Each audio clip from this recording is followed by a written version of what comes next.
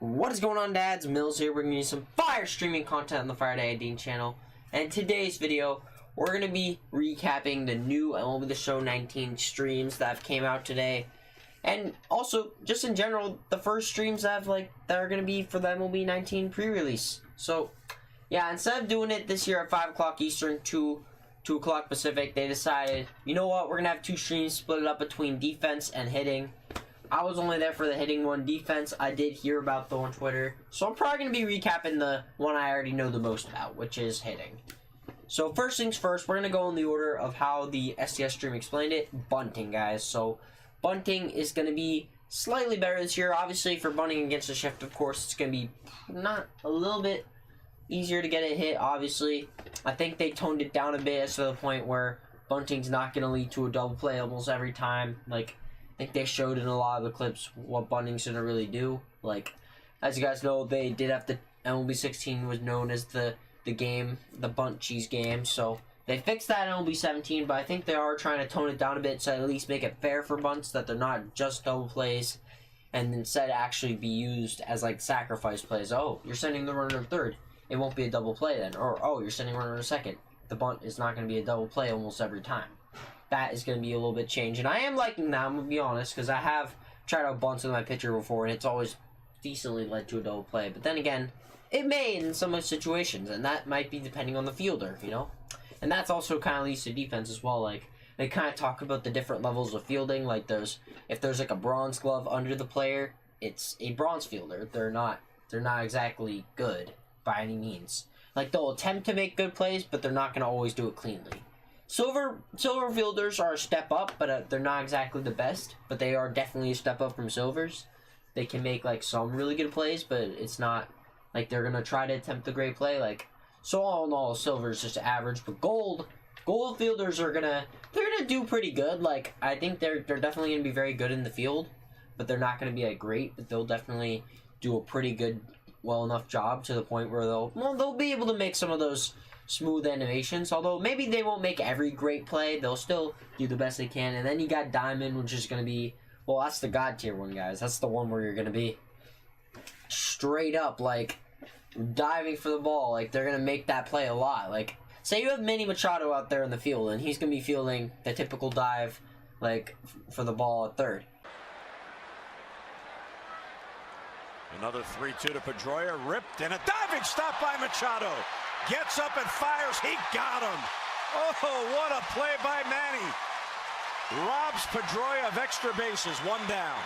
He will make that play a lot of the time because he's a diamond player. He's going to be making that play and almost every time. And if he has a great arm and all that, and since he has great fielding and obviously he has a great arm, he'll be able to get the out on that. So no more of really that just diamond messing up on a play a lot sometimes. Sometimes you may have had Mike Schmidt out there at third base. He may have messed up in the fielding area. And now in MLB 19, they kind of explain how they now have a bit of a skill thing for the skill gap for the fielding this year. And depending on the fielder's ability, they will succeed, in the field. They'll actually have some success. And kind of glad they did touch on that. I was actually kind of curious what that glove meant. I was thinking, could that be how well the fielder plays? Glad I was able to predict correctly. Anyways, moving on to the next hitting thing. That was kind of a fielding one. I'm going to go to another hitting thing. PCI. So this is a big one, I think. Everyone obviously found the PCI to be broken in 18. I was just hella confused how it really worked. Sometimes I feel I'd on it. Sometimes I'd crush the ball. I feel that's more of you're not going to always get a hit every time. But just in general, they did also even talk about how timing is going to actually put into play. Just because, if you guys don't remember, MLB 18, if you hit an early good timed ball, it's going to go out of the park. Early was kind of the new good timing. It wasn't necessarily it wasn't good was going to always guarantee it. Sometimes it'd be a liner right at the center fielder or something. Or you may hit it deep enough, but it's not going to go out or something. I feel that, and I hope that, I think they may have fixed the whole if you get a good, it may not always be a line out. They're gonna at least reward you a little more for timing the ball a bit.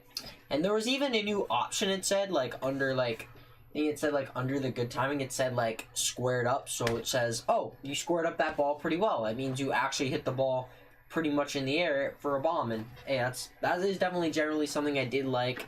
they did kind of add that little setting there instead of just having like good, like, oh, I squared that ball up, game, and then have good square up. I'm like, oh, okay, that makes sense, you know. I'm glad they're at least clarifying it on that level. I just think overall, like, hey, if they are like trying to fix the PCIs, at least try to fix the timing and stuff as well, like, and that's gonna also play a factor into the pitch speeds too, that PCI, because like the pitch speeds this year have been elevated a ton, man. The fastball is gonna be a good amount harder this year. Sliders have been toned down in its effectiveness, but they're still really good. Same as splitters and knuckleballs and all that good jazz. And yeah, also changeups are not gonna have as much like break and all that, so they're not gonna have as much like change and change in terms of direction or speed. So that is definitely something that I'm glad they clarified. All right, Dad. So the thing that I remembered was the whole pitch, like the pitcher throwing. They're kind of encouraging you right now, like in the stream. They kind of like said, oh, mix it up, mix up your pitches. You know, you can't throw the same repetitive splitter.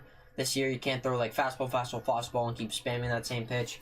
They're gonna make you have to like change your pitches in order for you to kind of like get by in the innings, instead of having to throw that same pitch that, you know, it may succeed a lot, but it may not be as effective every time. And you obviously want to fool the player, right? You want to get them out, and the best way to do that is to change up your pitch. So I am kind of glad that they are kind of touching on like, oh, don't be repetitive with their pitches. Actually, like throw the ball like differently, like throw some different pitches here and there, and you might mix it up. You know, they're telling you to mix it up, and in a way, it could help, I think, MLB players improve as a pitcher just in general. And yeah, that is definitely something I did really like in that area as well, that they explained all like the pitching speeds and all that, how that's gonna work this year, and kind of also just in general, like think about it, like when you're using pure analog and all that, and you're landing your spots, like you're gonna be rewarded more for hitting down the middle pitches.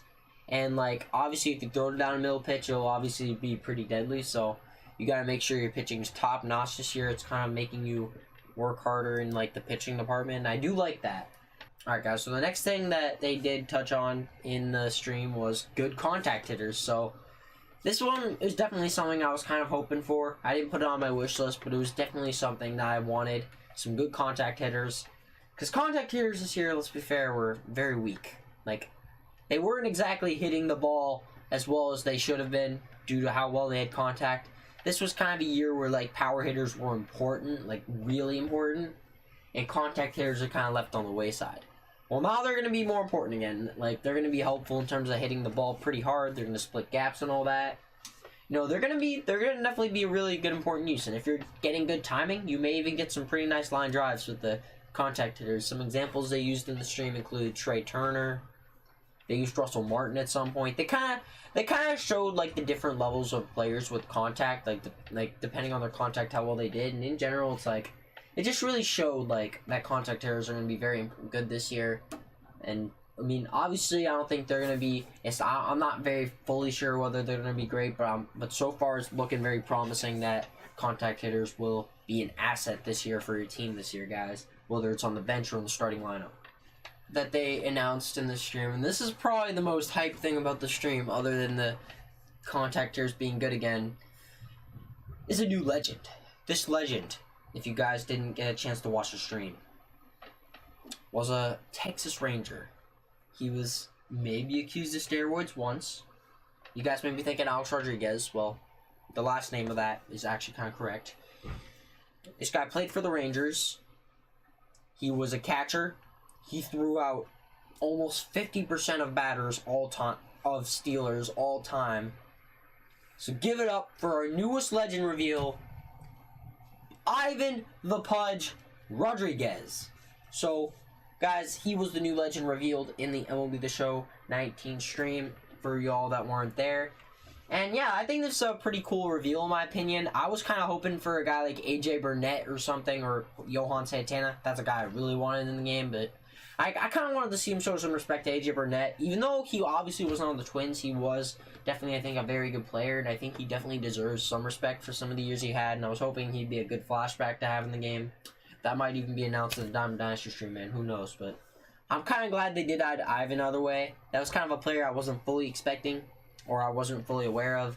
going into the 19 legend reveal for this part of the stream. But hey, I'm glad, man. It's Ivan the Pudge Rodriguez after all. Gives you more options for your catchers. Other than using that JT Realmuto or Wilson Contreras, now you got a Ivan the Pudge Rodriguez that you can get, guys. And yeah, that's going to be all for today's vid. Dads, hope you all enjoyed my little recap. I'm probably going to be doing this for every single stream going forward of SDS. I mean, I didn't really talk as much about the defensive one. I know as like the hitting one, but that's because I wasn't there for most of the defensive one. But they announced there that Jimmy Fox is going to be the new legend. I already looked him up. He was a .325 batting average with 500 up home runs. So he was a pretty insane hitter. I'm kind of glad they're adding him back. Hopefully maybe some love for Jim Thome would be pretty nice. But I think they might focus a little more on the contact hitters. So you never know. They might get some pretty good contact hitters coming in the future as new legend reveals. And yeah. Appreciate y'all clicking on this video. I'll see y'all next video stream, everyone. Peace!